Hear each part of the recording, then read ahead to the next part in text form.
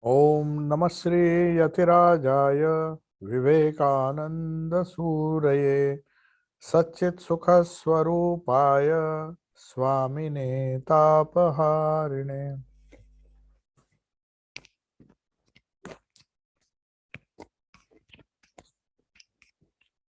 So we were discussing in our Rajoga class the necessity of reducing the kleshas which alone account for all our karmas. Any action that a human being does, it creates a karma or an impression which is then stored in our karmashaya. This is a very important fact to understand, that karma by itself does not lead to future karma. As I told you, there is a thing known as karmashaya, where all our past karmas are as it were stored, as you observe in a computer, all the data, whatever input we give it, whatever files we have copied, they are stored somewhere, and whenever you want it, you can retrieve them. So that is that portion, that hard disk or whatever you may call it, it is something similar to that. So the karmashaya is something which we are born with. Every human being is born with his own karmashaya. So we can't blame either our parents or our neighbors or the people whom we come in touch. They have nothing to do with our karma. We come with our own baggage. But how we are born, where we are born, and how long we will live, and what all will be our experience, what experience we will have, it all depends on the karmashaya. So the karmashaya is determines, as I told you, three things: jati, ayu, and bhoga. It's a very scientific way of explaining things, how people are born with certain tendencies. Why do certain things happen, good or bad, in everybody's lives? Why do these things happen? Now, the only explanation yoga gives, Patanjali's yoga gives, is all the work done with the kleshas attached to them. All the thoughts that we think, all the actions that we do, if somehow we don't allow the five kleshas to be attached to them, then you don't add more karma.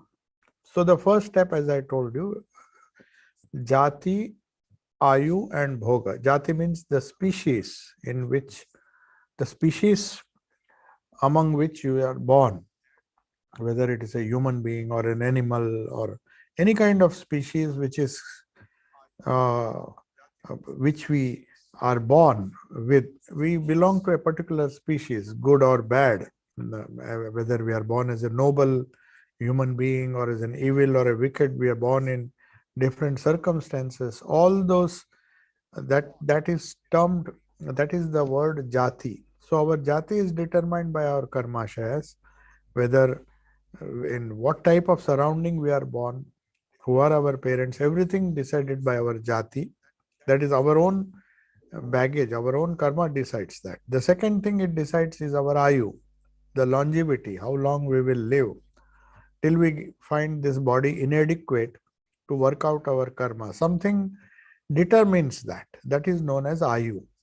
So when the purpose of working out of karma is served, then the body does not live even a second more than what is required. It will immediately throw off that body and wait till it gets another body.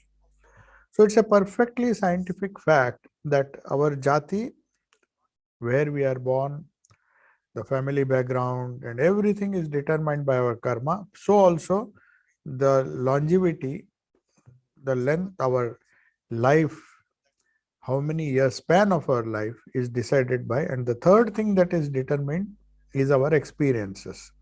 Now these experiences are definitely, it is attached with these kleshas. Kleshas, as I said, they are not the cause of sorrow. These kleshas Our response, they are not sorrow themselves.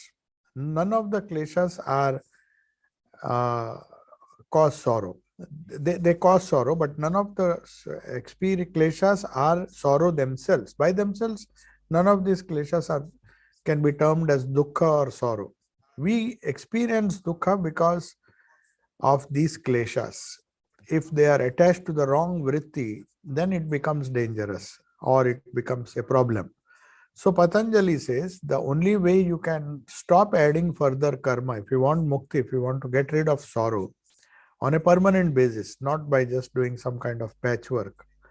If you want to attain to that state where the karma doesn't cause further sorrow, either in this life or in some other life, then you have to get rid of these kleshas, because the moment they attach themselves to our thoughts or vrittis, and naturally it goes on to become an action. First the thought comes and then you act upon it, you react.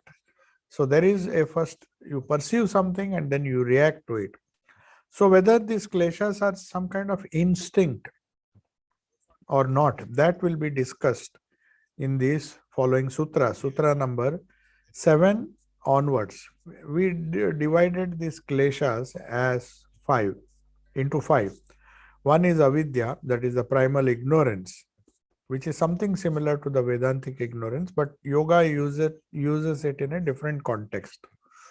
So that avidya gives rise to other 4 kleshas, that is asmita, a strong sense of ego, which the ego can be positive and can be negative. It's a positive ego, as Sri Ramakrishna explained in a very, very simple way. Ego can be helpful if you think you are a child of God. So the feeling that God is your mother or father, that is a strong sense of ego, which is positive. It will not harm you. But that same ego can be painful if it is confined to your body and the capacity that you have. That gives vanity. You think you are great, you are rich, poor, and all those. These are the lower functions of ego. So asmita can be good, asmita can be bad. Thakur, in his typical rural Bengali, he said kacha ami and paka ami. So when you say kacha ami, means that ego which is associated, with which you associate yourself with the gross body, gross achievements, your wealth, your property, and all those things. That is kacha ami. I am so and so, I am qualified to be so and so, I am better than that person, or I am worse than that person. So these are all negative aspects of asmita, which are harmful. There is a positive aspect. So also, Thakur says one is kachami and pakami. Paka means ripe ego, which says I am ready to work out my freedom. I want to be free from the bondage of all these gross things. So what do? I hang on to my Ishta or the Lord or the Ishvara or some reality which is also known as Brahman. When I go towards that, my bondage becomes less and less. And in a way, that ego that I am bound to the spiritual reality within me, whether you call it formless God or God with form, it really doesn't matter whether you love your the reality as a Paramatma, which is all pervading. It doesn't have a form. Some people like to meditate on formless God. But even if you worship him with form, with some kind of relationship like father, mother, etc., even that ego is good. So Sri Ramakrishna calls it pakami. So he says there's no harm in having that kind of ego, that I am a disciple of so and so, I am on a spiritual path, or I am worshipping this particular God, I am a son of uh, Jesus or Christ, or Jesus or Rama or Krishna, because he is the only reality in my life and I attach myself to him. That kind of ego is not harmful. So that is one thing. But this ego is not, there are 3 other kleshas. One is avidya, ignorance, from which is the mother of all the kleshas. It gives rise birth to say 4 children. This one is ego, Second is raga, which we are going to discuss now. Raga means attachment to things that I think are pleasurable, that gives me some kind of temporary happiness. That is known as raga. So raga has been defined in verse number 2.7 Patanjali as Sukha Anushayi Ragaha. Ragaha is defined very simple. These are sutras. They have to understand this, we have to go to the commentators, which we will do now. But the simplest definition given by Patanjali is Sukha Anushayi Ragaha. That which takes you not towards ultimate happiness. See, there's a huge difference between bliss and happiness and pleasure. Pleasure is definitely a kind of happiness, but it is absolutely a lower kind of happiness. The happiness we normally associate with your sense organs. You eat, you drink, and you enjoy certain things. So sukha is definitely desirable for most people, but if we go after the wrong sukha, then it can be painful. That is why it is known as klesha. Some people may argue, what is wrong if we run after happiness? Is it not a good thing? So the Kathopanishad tells you that Shreya and Preya uh, both approach a human being. Shreya means that which is really good, and Preya means that which is pleasant. So our scriptures make a clear distinction between that which is pleasant and that which is sukha, which gives you pleasure. So preya is that which gives you pleasure. Instead of preya, here the word used is sukha.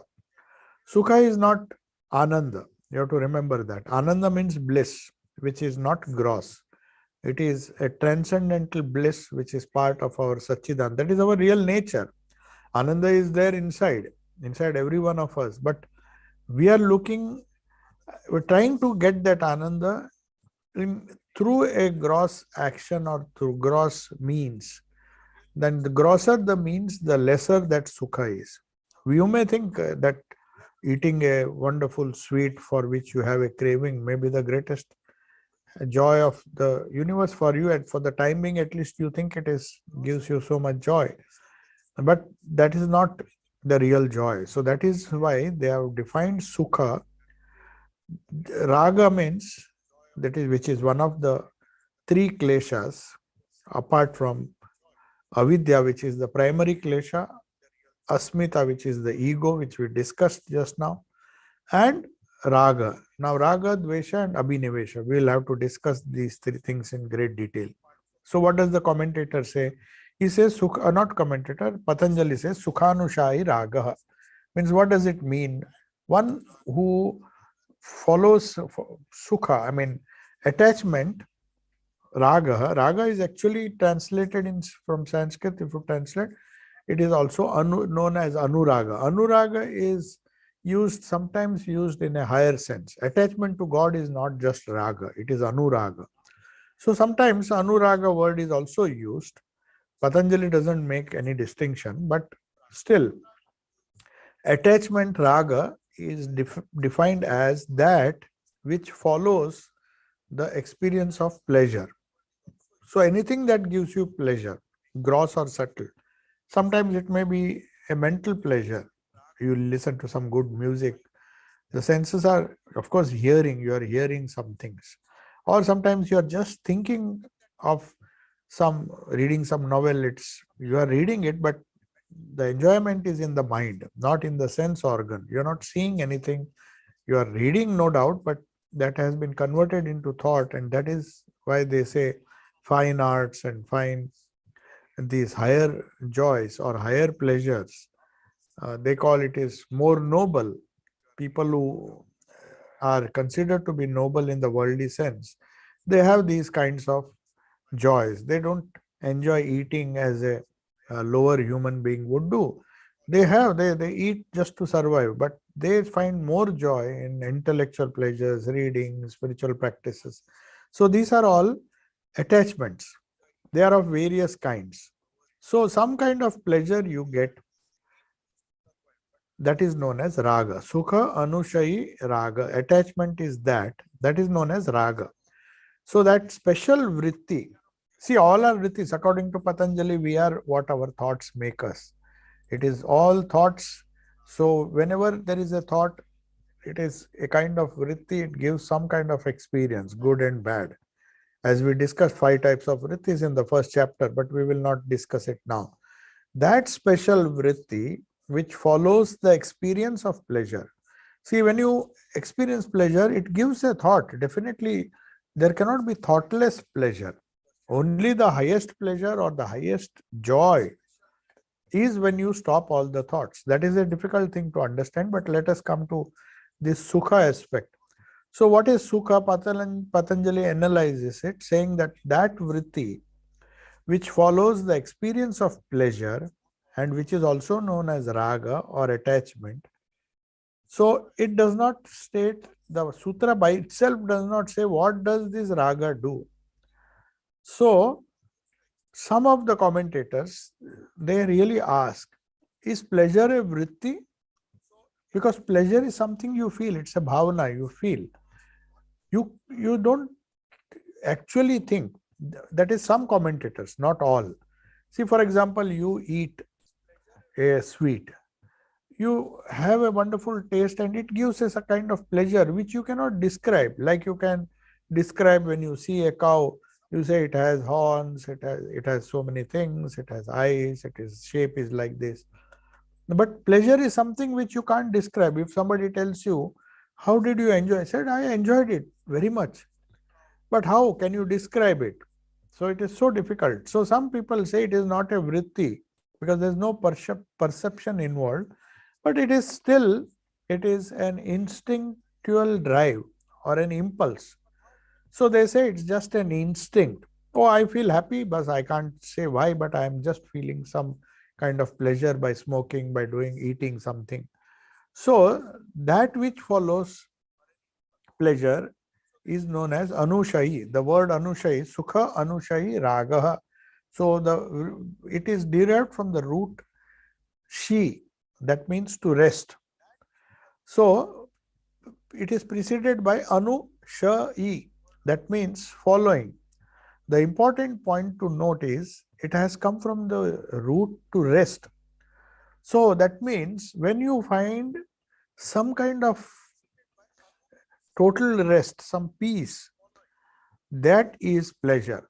If you had made your mind restless, then it would not have been raga. But is it the highest peace? No, it is a lower peace, but something to do with rest. It is a restful state. You eat something and you say, oh, I had a wonderful, nice dinner, and you feel relaxed. That's all. It gives you a temporary state of feeling that you had rest. So it has come from the word rest. Sukha anushayi. She, it has come from the root verb. In Sanskrit, these root verbs are very important. So she means to rest.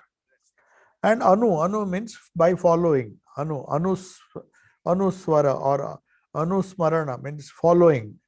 The word anu is always used, the prefix anu is used when you want to follow. So that which follows rest, that feeling, that is known as raga. The feeling of sukha that you get after experiencing certain things, after following certain things, doing certain things, that is known as raga. So raga or attachment, here you have to remember, is not an experience in itself. The sukha that you get is an experience. So you may be attached to a thing, but that does not, attachment itself is not joy. As you will realize later, sometimes attachment can be painful. If you are attached to something which is causing pain and still you are attached to it, it may not give you sukha. So it is, attachment by itself is not raga. So it is not in itself, raga or attachment is not an experience, but the experience of the nature of pleasure you get after that attachment is a reaction. That reaction to of the self to that experience is known as sukha. So it is defined by the commentators is that which follows pleasure and objectifies it. So you need a sweet to give you pleasure. It's the feeling after eating the sweet is what Sukha, Raga is. So, you know, you have a smriti that this particular thing gives me happiness or joy. So, that is what Sukhanushayi Raga is. Sukhanushayi. So, that is one explanation. Now, Vyasa gives beautiful three synonyms. You know, he is trying to analyze this sukha. You see, these people spend their entire lives trying to analyze, just as a scientist would go deeper and deeper into he will not be happy with ordinary explanations. For example, Newton's law of motion was explained, but when they came to minor and smaller particles, they went into the microcosm and the micro world, the quantum world. They found these laws, are they valid? No, it is not valid. So they went deeper. So Sukha, Anushai, Raga, it's a very simple explanation. And everybody will say, oh, I understood it. Yeah, pleasure. But what is pleasure? So Vyasa, who commented on Patanjali's Yoga Sutra, in his commentary, he gives three synonyms of pleasure. You see how they have analyzed pleasure. We simply don't even think. We don't even think what we are doing. So you can imagine what a careless life we are leading. These people went into the depth of all the experiences, the bhoga, as they say, since our experiences make or break us. Good experiences make us, bad experiences break us. So those who are intelligent, those who, or maybe those who follow the spiritual path, want to analyze every experience of theirs. They don't take it for granted. Okay, eating a sweet gives me joy, so let me go on eating it without knowing the consequences. So also in science, you are very particular about your things, how meticulously we do research. When we do research, we just don't take, we go on proving it, try different methods of proving the same thing. When we are convinced that what we postulated can be established as a theory, then only we accept it. So also our ancestors, I mean the people who wrote these commentaries, they did not take these sutras lightly. For them it is a question of life and death. You may ask, what is the fun? Oh, just enjoy, smoke a cigarette, eat it all, do all sorts of pleasure. Why do you bother about the source and all?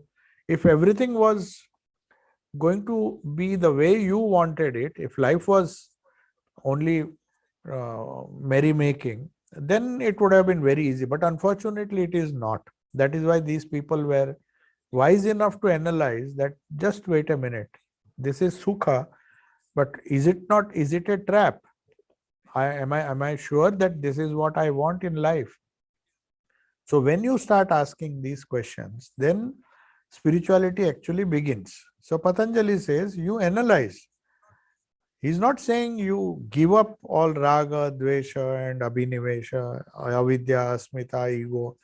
He never says. He is like a scientist. He said, analyze the nature, find out what this sukha is really about. Like you see a mirage, we discussed yesterday, that Swamiji saw a mirage. We discussed in the Wednesday class that when Swamiji saw a mirage in the desert, he went after, he first did not bother. But as soon as he felt thirsty, he went after it. Then he found it, the water is receding. I mean, there's no water at all. It is only when he analyzed, when he went deep into the matter, he understood that next time you see the mirage, I should not run there. It is just a waste of time. He understood the phenomena. Somebody told him that this is very common in the desert, that air gets heated and you get a feeling that there is water and you run after it. So also in life, this yoga is such a wonderful science, Patanjali's yoga, on which Swami Vivekananda based his entire Raj Yoga. Though he explained Raj Yoga not as merely as Patanjali's Yoga Sutras, but added many things, the Vedanta, the Tantra, and he synthesized all the philosophies other than yoga also in this. So Raj Yoga is a complete science. It is a science based on several sciences, synthesis of different sciences, not just the Patanjali's yoga school. Because Though he discusses Patanjali's yoga school, he sometimes takes ideas from Vedanta, gives parallels. That is why this Raj Yoga is quite different from reading Patanjali's Yoga Sutras with a traditional commentary. But still, we will refer to the traditional commentary of Bhoja and Vyasa because Swami Vivekananda himself referred to these commentaries. Because he was also wondering, let us see what those people have said about Sukha and why they have spent so much time discussing such a simple matter. For an ordinary man, for those who have no spiritual inclination, said, I don't want to waste my time, just eat a sweet and forget it. When dukkha comes, I'll deal with it. But you can't deal with it like that. When dukkha comes, then you run. You don't feel the need of religion when there is sukha. But sukha is followed by raga and dvesha. You have to accept both. You can't say, I'll just enjoy the sweet and then avoid all the trouble associated by eating that sweet. We have to bear the consequences also. So is there something hidden in this sukha? Sukha Anushayi Raga, that pleasurable feeling, that restful feeling you get after eating a hearty meal or any sense enjoyment. There are so many senses. Every day we run after this sukha. But what really happens? What should we run after and what should we avoid? So the thing which you like, you run after it because it gives you pleasure. Now, what are these pleasures? This has been divided into three parts. What is the nature of pleasure? So, three synonyms. See, raga means he has given three synonyms of raga. To understand raga, you have to understand three more words. One is gardha. Gardha means it is a Sanskrit word, but what really it means is excessive desire before experience. Now, in a simple psychological term, it is known as craving. Some people recently, when we were discussing about diabetes, somebody said, even in spite of taking all the medicines, it's very difficult. Forcibly, you're not eating sweets. But what about the craving for sweets? How do you deal with it? So then we have sugar free and then somehow you have to eat it. So find out ways and means where the craving can be satisfied. But this craving is something not after eating. It is before you eat. The experience, the excessive desire. So that is how he is defining and he is giving raga takes three forms. Every person has an attachment to many things in life. Each attachment has to be analyzed in this way. There are three things. One is excessive desire that we feel even before experiencing it. You have not even seen a cigarette. You don't even have it near you. You're just passing by a shop. Suddenly an excessive desire to smoke comes. Then you look out. Where is the cigarette? Then you actually hold. That is the first part of that raga, attachment. Second is trishna. So trishna is, and the gardha and trishna are different. Trishna means the craving that comes after the experience. Say you have eaten the sweet or you have finished smoking the cigarette. Then you feel, after that experience is over, you feel something I was enjoying, now that has gone.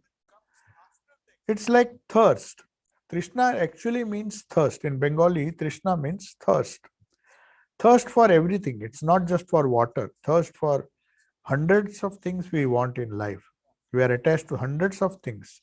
Each one gives a Trishna. So that's why Buddha's main idea was, you remove this Trishna, that means remove this Klesha, then you will be happy. You will be at peace. It is this Trishna which is again and again. But that, remember, comes only after experience. Whereas Gardha comes before experience. It is a craving. Maybe it is based on previous memory, but it is there. But it is something which does not come after experiencing, but after the experience is over and it is lost. And you really miss it. He said, I wish I had one more. So that is known as Trishna. And finally, the third word which is used, it's used very commonly in Indian languages, is Lobha. It is translated as greed. Lobha, moha, infatuation, and many things are there. So Lobha is a word which is used, but here it has a specific meaning. It is connected to the raga.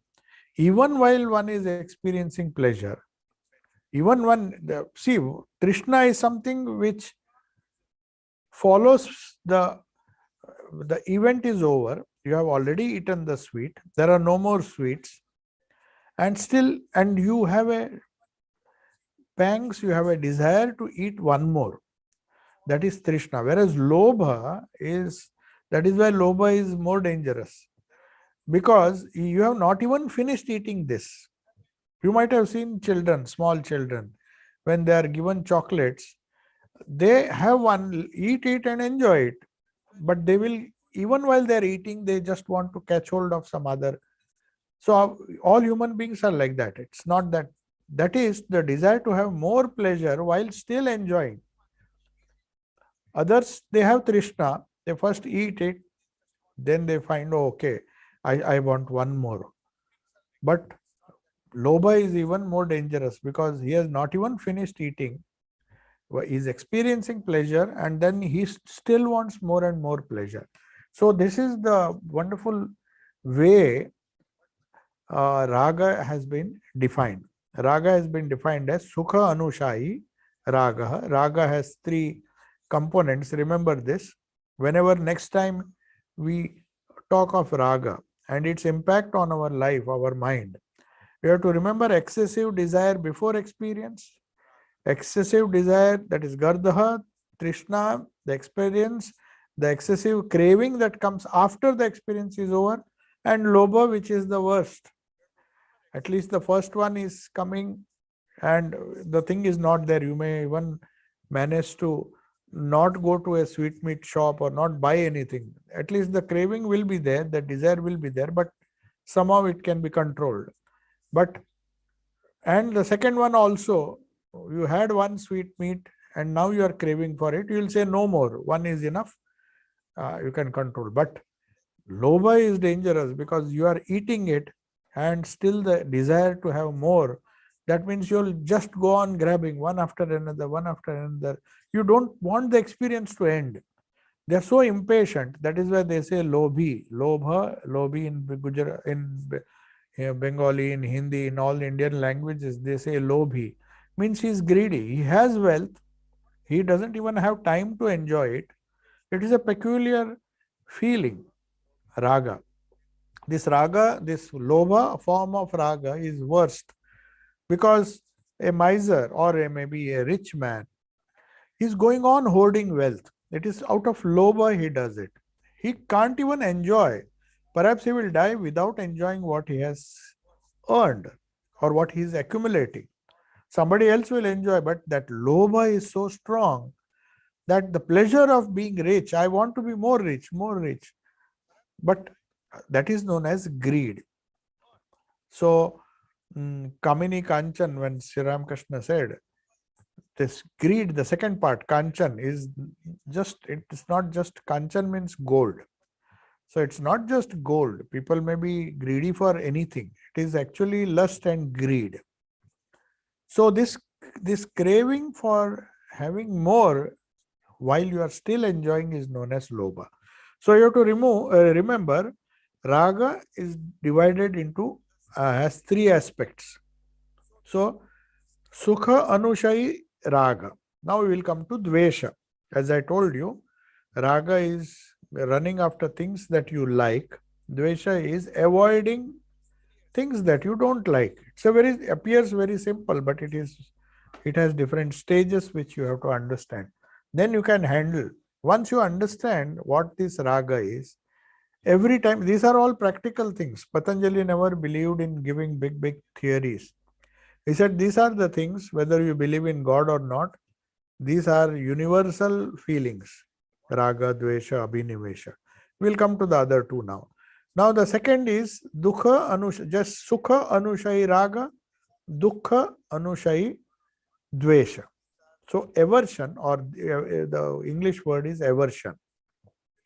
Actually, you can say dvesha means hatred, but that is not the literal translation. Aversion is a better word. You hate, no doubt. You are averse to certain things, bitter things. You don't like, and if somebody forces you, you say, no, no, no, I don't like this, I don't want it. So, aversion is that which follows the experience of sorrow. Dukkha. Dukkha means sorrow. In the first case, raga was the feeling, the experience of happiness or pleasure, not happiness. Happiness can be bliss. It is beyond all this yoga. It is a transcendental happiness. But temporary joy, you can say, or maybe some kind of pleasure, that is sukha. Dukkha is something, some experience gives you sorrow.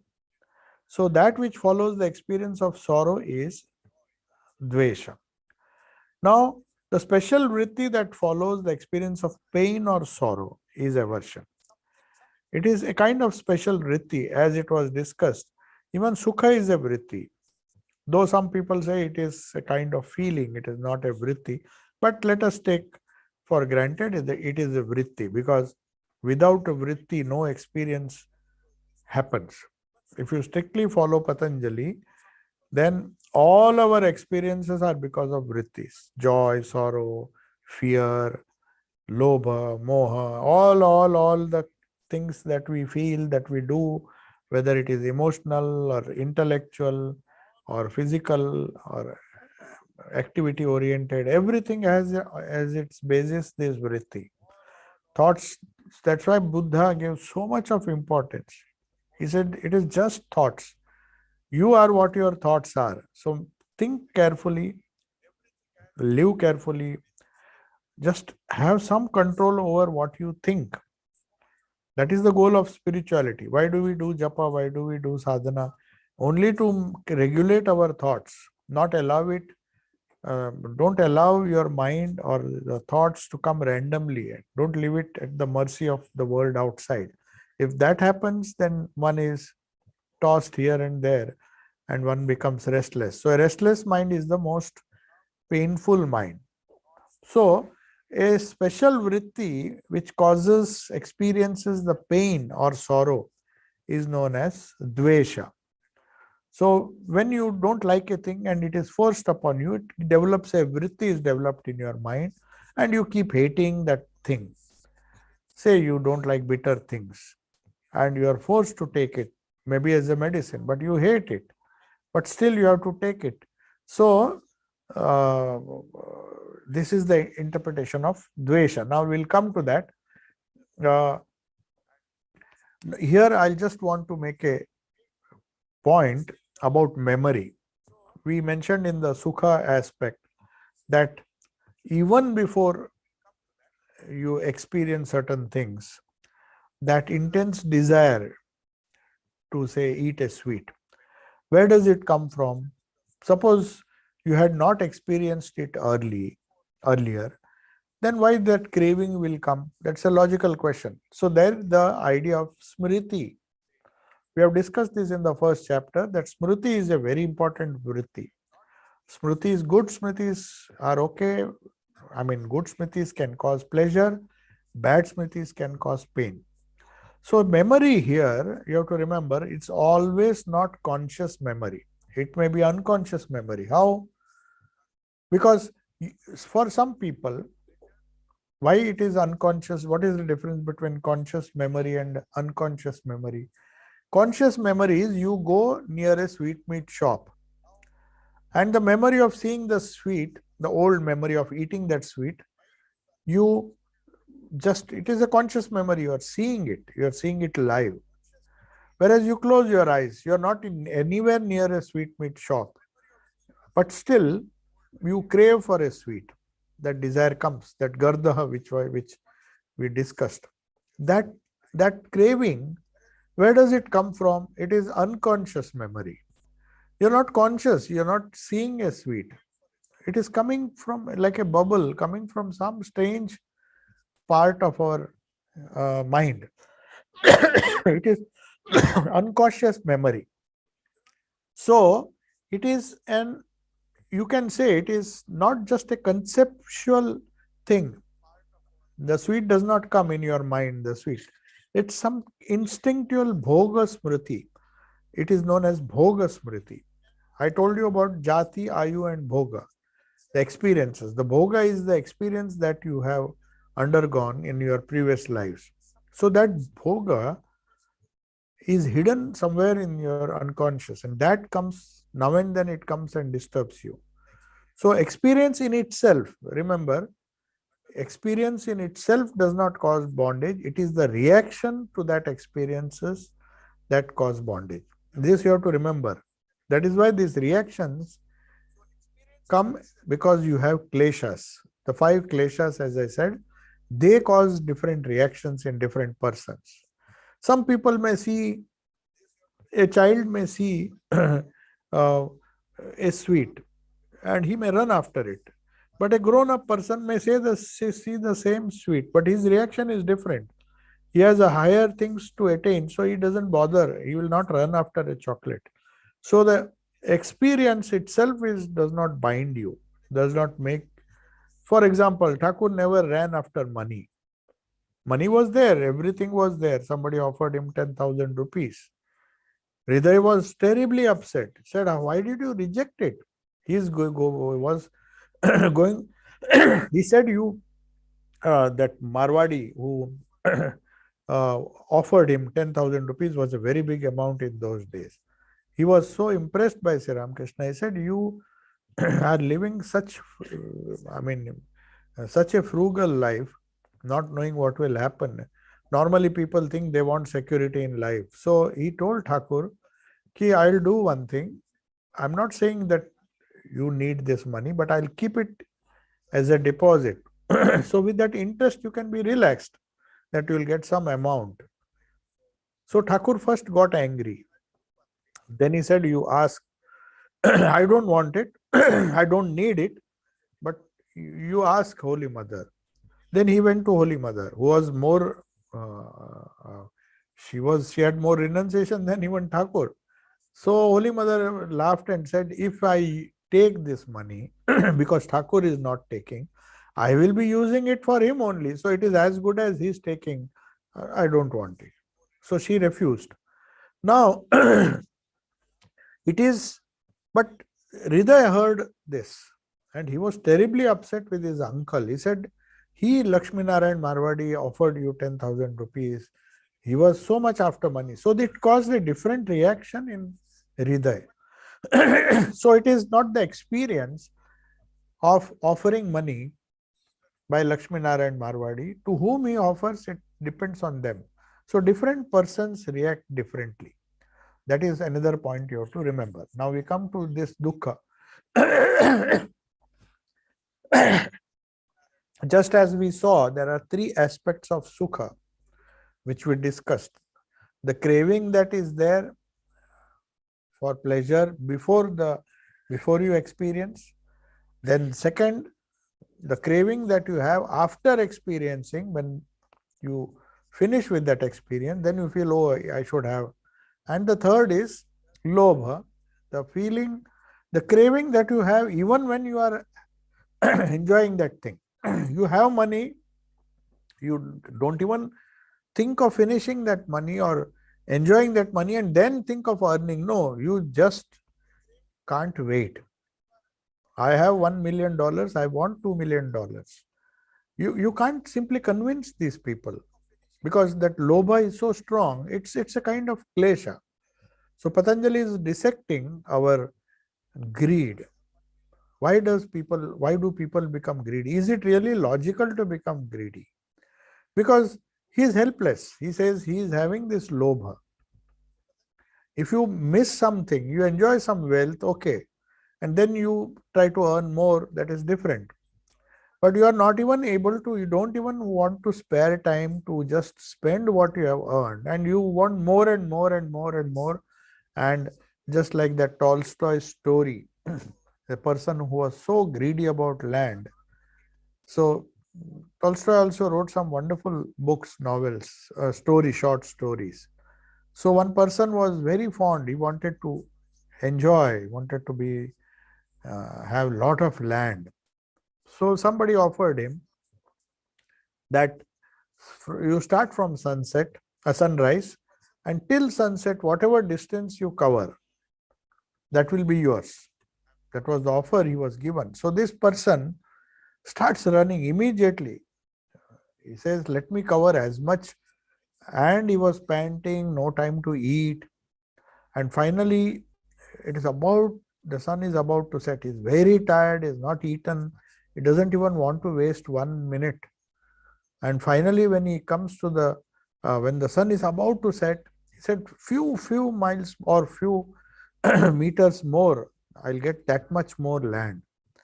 And he's so greedy that the story goes like that, the short story, that he just at the point of sunset, when he has tried his best to cover as much distance, because he will be richer by that,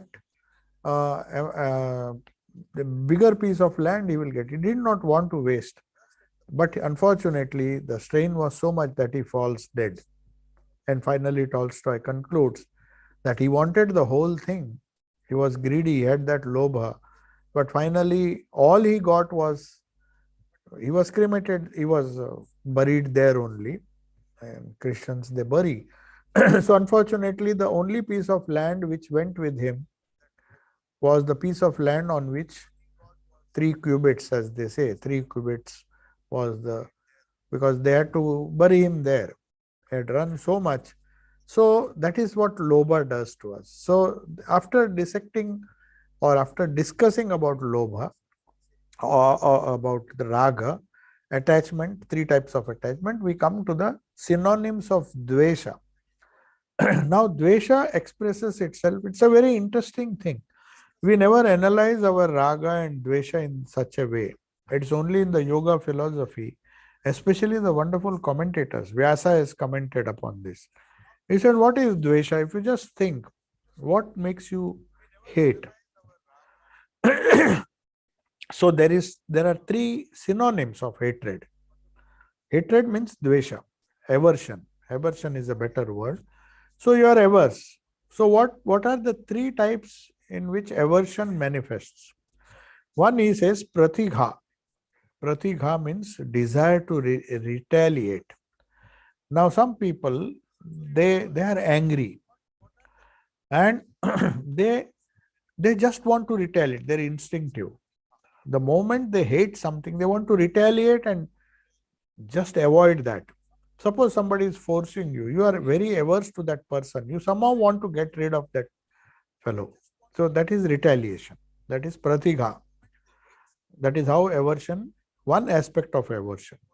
Then you have manyu. That has a meaning. It is malice. It is you may say, it is some kind of hatred. Malice is an English word, which means you just hate that person. You may not be very aggressive. You may not take action upon, but you have malice. You don't have good feelings about that person. You don't want, the desire to retaliate is not there, but somehow you have some kind of malice towards somebody. Because you hate him or her or somebody, you hate an object. So you have a malice towards that. That is the second stage. There is another word in Sanskrit which is known as jighansha. Jighansha means there is four things, 4 synonyms. Jighansha means vindictiveness. You are very vindictive. Whenever you get a chance, you don't just have malice, but you try to plan certain things. You are vindictive in nature. You are just waiting for an opportunity to take revenge because you hate it or get rid of it, do something. And finally comes, which is the actual dvesha, that is anger. So that is why in some Indian vernacular language, he said dvesh. Dvesh means anger. So krodha, it has, see, every Sanskrit word has a different connotation. So krodha is used even in Gita So this is anger. This is what is dvesha, raga, dvesha. Dvesha has four synonyms, as I told you. It first you have a desire to retaliate, not necessarily in this sequence, but you have a desire to retaliate, pratigha. You have hatred or some kind of aversion to certain people, but not with any. You have bad intentions. That's all, but you are not vindictive. You don't. You're not actively trying to convert that malice into vindictiveness. That is jighansha, and then finally you have krodha. Then you really manifest it. So here aversion doesn't mean aversion for specific objects or persons, but also this is very important to understand. There are some people, they have aversion for everything, not something specific. It is aversion towards something, life in general. Such people sometimes uh, uh, commit suicide. They exactly don't know. They're nothing specific. You give them anything, they are not happy. They have some kind of aversion, not for, see, most of the aversions are for specific objects or persons.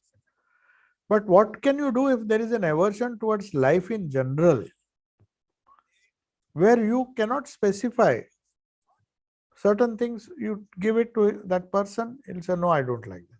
You give something else, no, I don't like it. Because that aversion has become existential. It is part of his personality. He himself doesn't know what is wrong, what he hates. If you say, I don't hate it, you have a solution. Okay, avoid that, you do something else. But you ask such a person, he will not be able to tell that what is he averse to. He cannot specify. So that is another type of this is what dvesha means. So now we will come to the third, which I think we may not have time to discuss, but I'll just mention what it is. As I told you, raga, dvesha and abhinivesha. Abhinivesha has a long definition. Sukha anushayi raga, that which gives a sensation of pleasure, is raga. That which gives you a pleasure of dukkha is dvesha, because you avoid only things that give you sorrow. You don't avoid things which you gives you pleasure. You are attached to that. You run after that. But what is this abhinivesha? The third important klesha to understand. These are the causes of our future birth, our jati, ayu and bhoga. You have to remember again and again why we are discussing these things. Why are these five things so important in our life according to yoga? According to the yoga philosophy, this is the essence of yoga, not the asanas and other things. That has nothing to do. That is just a preliminary discipline just to make our body and prana steady. We do that pranayama, and it is not yoga proper. Yoga proper starts when you deal with your vrittis. You deal with your kleshas, because these kleshas, not just the vrittis and your actions. Remember again and again this point Patanjali mentions. It is these kleshas that will determine your future life, your longevity, the type of person you will be born in the next, or even this birth is the result of what karmashaya we had, and that karmashaya is caused by kleshas. So you have to understand this in depth. Raga, dvesha and abhinivesha. This is the third. These are the most common ones, but before that is ego, asmita, and we have before that avidya. So that klesha, now you remember what this abhinivesha is. The klesha which is based on the ever-flowing momentum of its own samskaras. Swarasavahi.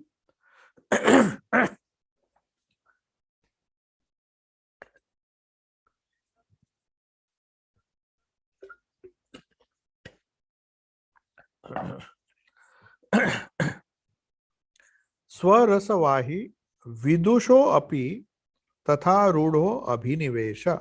It's a long definition. Now, what does it mean? We will not discuss this in detail, but this definition is very important. Abhinivesha is the last type of klesha. What type? Swarasavahi. What does it mean? That which is based on ever-flowing momentum of its own samskaras. This is something which you can't avoid. Our samskaras are forcing us. This abhinivesha is the result of our own samskaras. You are practically imprisoned by these samskaras and they are making you, it has a ever-flowing momentum. What is ever-flowing? You are not causing it. Like raga and dvesha, maybe there is some control. But abhinivesha is something which even you find it is very difficult to handle this klesha. Because it is a momentum of the samskaras which you have accumulated, the baggage of past karma, which is, now this is an important part of the definition. Vidusho api tatha rudho. It is deep rooted even in the minds of learned people.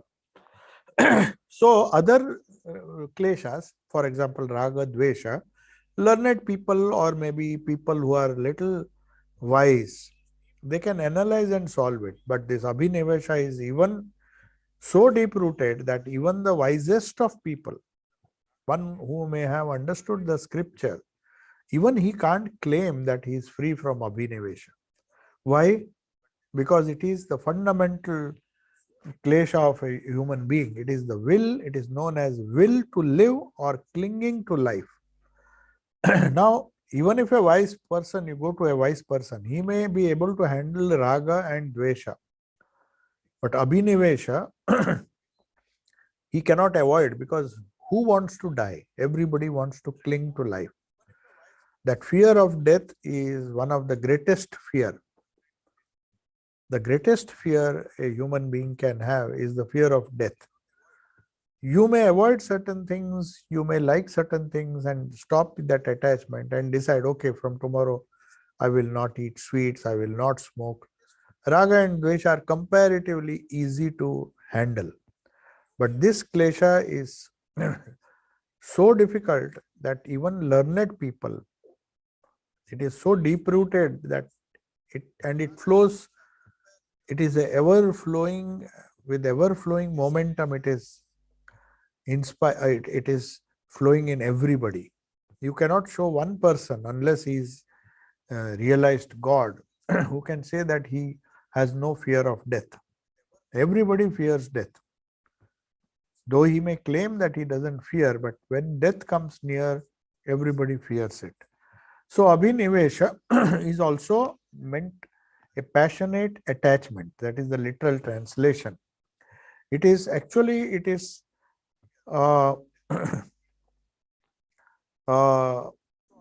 according to Vyasa, it is fear of death. Or some other commentators say it is clinging to life. It is the same thing. An insect, if you try to crush it, it will somehow, it's not just, it is because of its fear that it will be crushed or it will be destroyed. It will somehow try to escape. No animal is free from this. Everybody has this samskara. No matter that struggle to live, that struggle to survive under very, very trying circumstances. You see how people struggle. Refugees, those who are struggling with certain diseases, they also want, nobody wants, they want to give it a nice fight. So that fear of death is an klesha which manifests itself in all beings, creatures, or even in the newborn. So he says, Vyasa says, even in the newborn, he just clings. The moment he is born, he's trying to breathe. He's crying because he doesn't want to die. He just feels that if he suffocates, his breath is stopped. So naturally, from that day, this desire to live is born. This is known as, may I not cease to be, but let me always be. So that is why Vedanta says our real nature is Sat. No human being or no creature wants to give up its existence. I always want to be Sat. Be means to be Sat. So I want to be.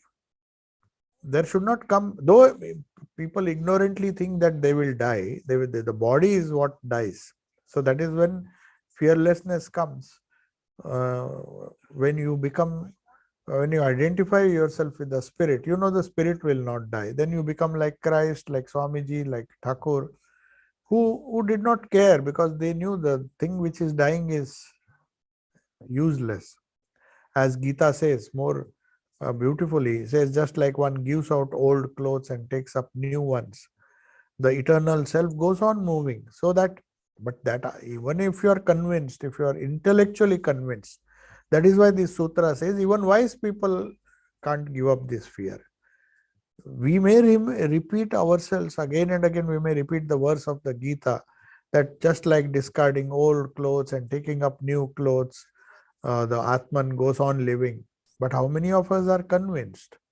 So this instinct to will to live, the instinct of self-preservation, that varies from person to person, but it has different manifestations. So we will not discuss this. This is a very important topic. It will take one more class, this idea of abhinivesha, because if we handle this klesha, then I think all problems will be solved. Swamiji used to say the greatest fear is the fear of death. So that's why when he says be fearless, what he meant was don't fear. The highest fear is death, clinging to life. If you get rid of fear, then all the smaller fears will go away. So that is what we will discuss in the next class. So let me see if there are some questions. There are a few questions. I'll just read out. One is, now, I don't know, this is not related to, I would just request when you ask a question, please focus on what was discussed in this class. Some straight question if you ask, it's good, I'll answer that, but it should somehow be connected to the context. Now the question is, offering is not only physical, money, offering could also be pranam or respect. Both type of offerings depend on the other side part, so needs to be thoughtful before offering. Is that so? Yes. The thing is, nobody said that any offering has to be physical. In fact, giving money is the lowest gift one can do.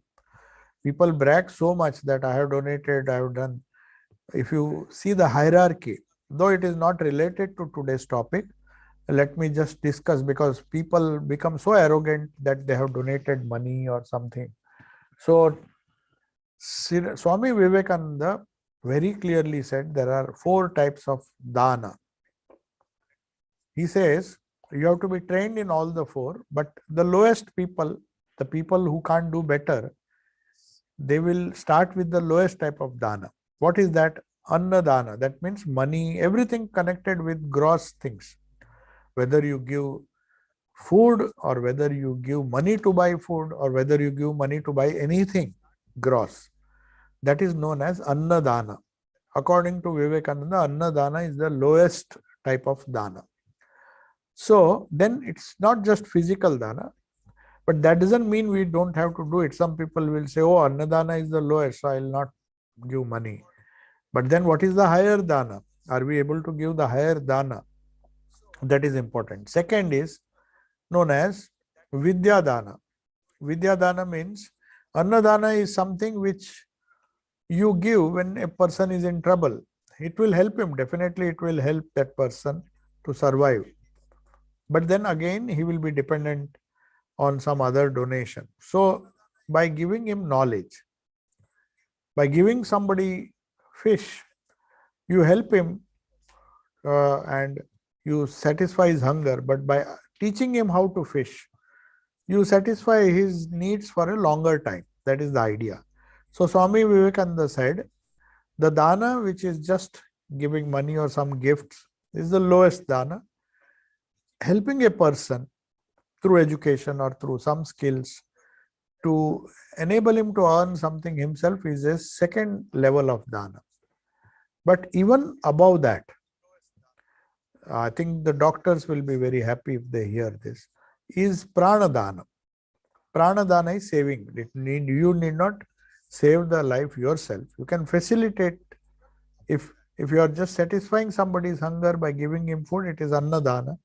If you are giving him knowledge, okay, he will use it to earn his own money, that is vidyadana. But pranadana is something, that is why some donors, they feel that they should donate more for medical purposes. In the Ramakrishna mission, we see that there are educational activities. There is annadana, which Swamiji wanted, that is poor feeding. There is also vidyadana. A lot of education is given to free to most of the students. But there is also this pranadana, that is medical hospitals where treatment is given free to, because once his life is saved, then he can think of education and food. But if he himself is not alive, if he dies, so pranadana, giving of life by whichever method, directly or indirectly, a doctor can himself save. But nurses and other ancillary staff, that is not what is meant. Anybody can do pranadana by donating. Some people donate organs or something to save a life, whichever way one does. That is known as pranadana. So annadana, vidyadana, pranadana. But what is the highest gift? The highest gift is spiritual knowledge. As Patanjali says, if you help a person or if you facilitate the highest spiritual knowledge, then you help him to solve all the three lower things. If you give him spirituality, what will happen? His greed will be less. He will not be disillusioned. He will be happy with if his needs are satisfied. He will not run after money and kill himself. That is what is happening. People run after money because they have vidyadana. They have plenty of annadana they have done. They have also got the best education, maybe in the Ivy League institutions. But unfortunately, and maybe they have even done pranadana, but adhyatmic dana or the spiritual knowledge, somehow they did not try to acquire, nor did they facilitate that. And as a result, in spite of plenty, in spite of having everything, money, wealth, they cannot handle when these raga, dvesha and this abhinivesha, especially fear of death, all those things cannot be solved either by vidyadana or by annadana or even by pranadana. You can save his life for the time being, but you can't make him immortal. So that which helps you to be immortal and get rid of this cycle of birth, death, sorrow, happiness, Buddha says that is the real quest. He was not suffering from annadana. He had plenty of money. He was healthy. He had no problems whatsoever. But still, what was the problem? That was this existential problem, which is known as abhinivesha. He said, why these things happen? And in spite of knowing that this is the inevitable end, what am I doing to solve it? That is known as vidyadana. So we'll conclude today. That is the idea. So now there is one more question which is connected. So can we consider blood donation as pranadana? Yes, in a certain way, yes, definitely.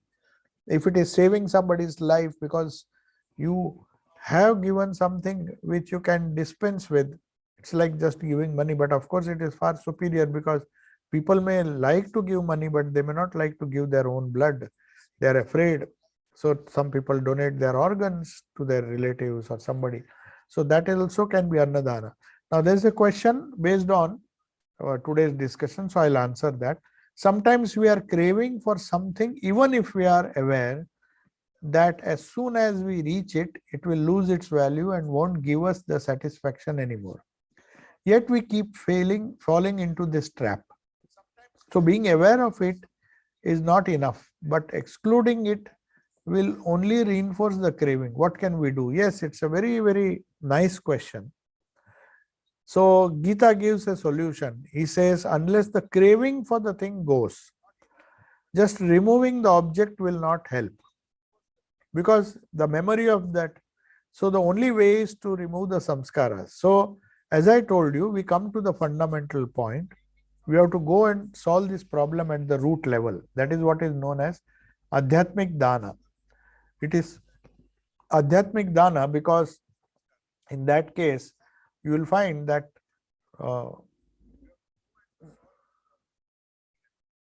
one minute. In that case, you will find that the craving has to be dealt with. If the craving is still there, just switch it on. Yeah. Remove that. Just a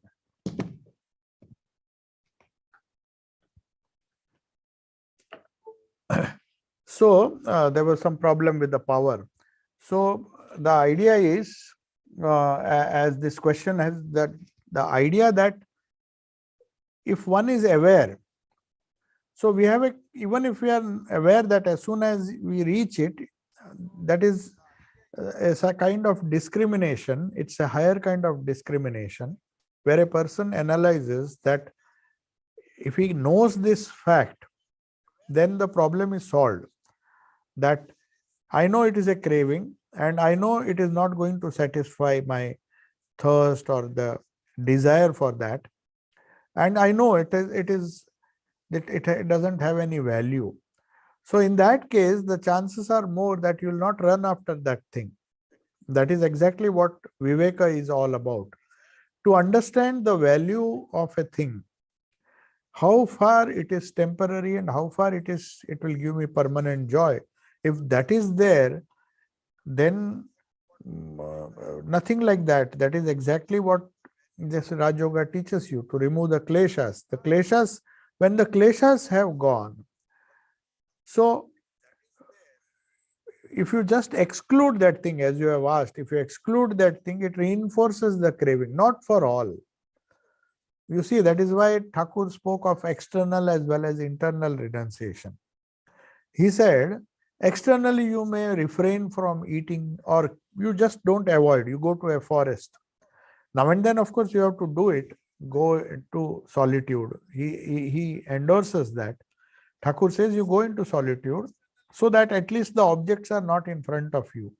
But till the craving goes, till the craving for that, even the memory of that is there in your karmashaya, that is in our karmashaya. And so that is why all desires are not conscious. That is what we discussed in the beginning, that all desires are not conscious.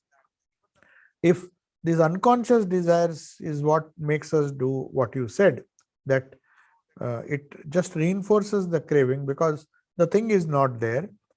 But if it is there, it will create more problems. Just by removing the thing, obviously you don't have the solution, but that doesn't mean you should not do it. When the craving is very high, it's better to temporarily keep that object away from it. And then as far as the craving is concerned, even when the object is not there, unconscious craving, for that there is only one solution, is to remove these kleshas.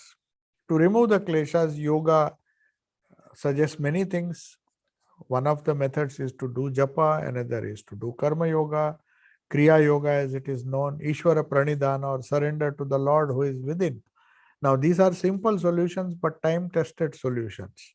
So the only way, in fact, today is Chaitanya Mahaprabhu's birthday. One of his favorite quotes was only by repetition of the holy name in this Kali Yuga, Hare Nama, Hare Nama, Hare Nama Kevalam.